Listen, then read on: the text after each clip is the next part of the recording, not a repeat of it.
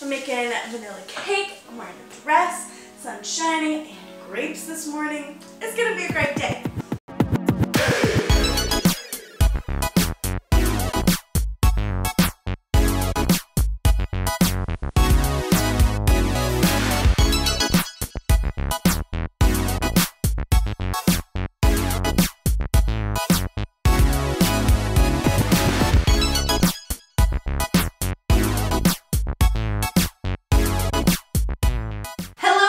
Welcome to Sweet Cake Bakery. I'm Caitlin, and today I'm going to share with you my vanilla cake recipe. I'm so excited. I love this recipe because it is so versatile.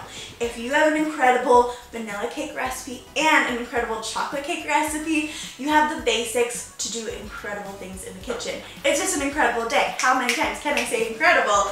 Okay, before I say it any more times, let's get started on this recipe. In our stand mixer fitted with the paddle attachment, we're going to start with 1 cup of granulated sugar and 1 stick or 8 tablespoons of butter, and cream those together until they've lightened in color and they're nice and fluffy. Make sure your butter is at room temperature, but if for some reason it's not, totally fine.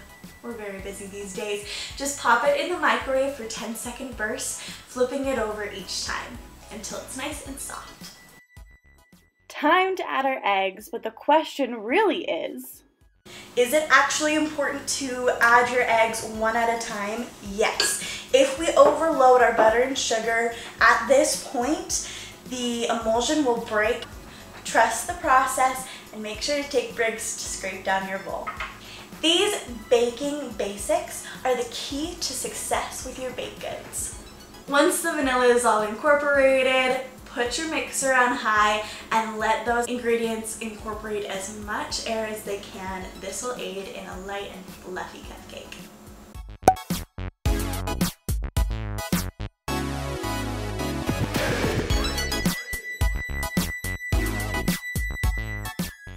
Next, add your vanilla, and I highly recommend investing in your flavor elements. The vanilla, the cocoa, the butter. If you can get the best you can find and afford, those will make the biggest impact on a delicious cake or baked good in general.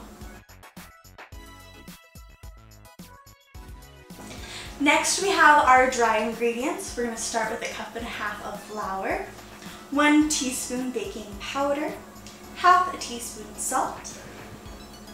This next ingredient is optional, but I would highly recommend adding it if your cupcakes are going to be eaten all that day. It's going to boost that vanilla flavor, and it's going to hold that moist, soft, and delicious texture for far longer than just the plain recipe on its own. Sift all those ingredients together and then set aside. Okay, our butter's all mixed up. We have our dry ingredients and our milk, 3/4 cup milk. I know this is a very large measuring cup, but that's what I had. No judgments. Okay, now we're going to add our flour and milk, starting with flour and ending with flour. Trust me, it makes a difference. It is one of the best things you can do to set up for success later on. Add 1/3 of your flour, and while that's mixing, add in 1/2 of your milk.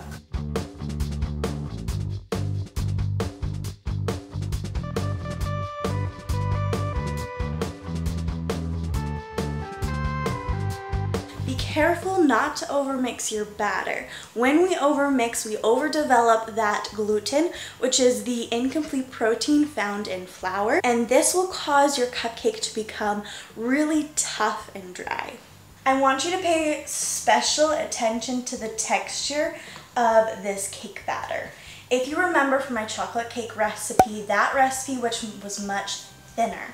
That thin consistency lends itself much better to the chocolate cake recipe because it has a much higher content of water, and this recipe is much thicker. The consistency of your batter is a great way to check that you're on the right track if something is askew.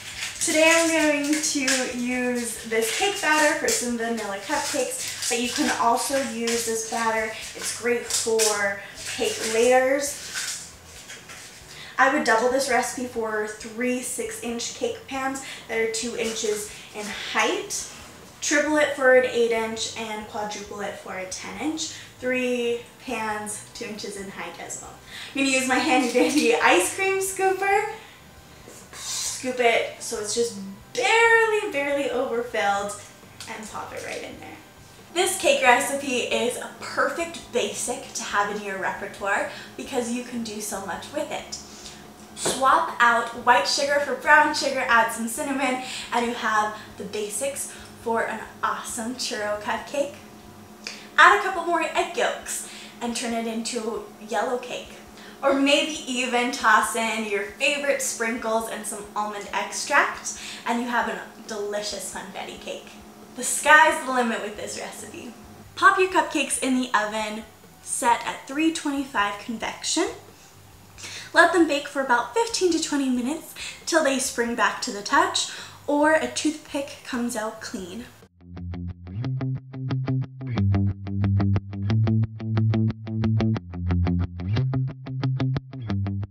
Check out how beautiful these cupcakes are. That little extra flour really helps them create a beautiful dome and hold it. Let them cool completely and then you can go to town with whatever decoration you'd like. I went with some vanilla buttercream and a Wilton 1E tip. Did a simple swirl and then I created my own sprinkle mix by taking a bunch of odds and ends that I had, mixing them together, and then sprinkling them on top of the cupcakes. If you love watching cakes, cupcakes, and baked goods being decorated, check out my Instagram at @sweetcakebake for lots more delicious content.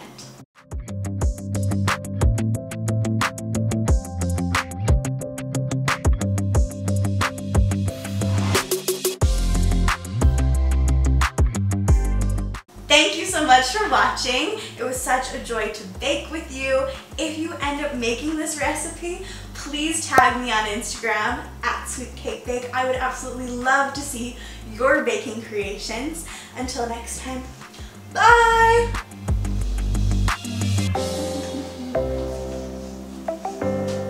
Craving more? Check out more delicious cake videos right here. I am sweating. Let's wrap this up. Alright, let's wrap this up. It's really